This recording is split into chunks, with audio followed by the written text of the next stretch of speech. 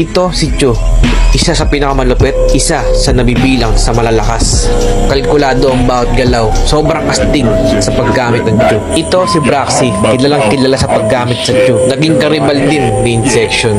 Ito naman si Kurosawa, ang kanyang mga freestyle sa paggamit sa Chu ay kakaiba sa lahat. At lahat nga sila tinalo ko sa loob lang ng isang gabi. Ako ang nag-iisang top 10 Ls, pinakamalakas, mas malakas pa sa mas malakas. Content ko to, kwento ko to.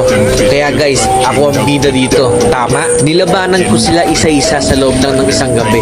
Ang last game ko nga si Raichu. Muntik ko nang matalo si Raichu guys. Kaso biglang may sumampal sa akin, nagising ako. Ang sabi, anak, gising na, tanghali na, magsasaing ka pa.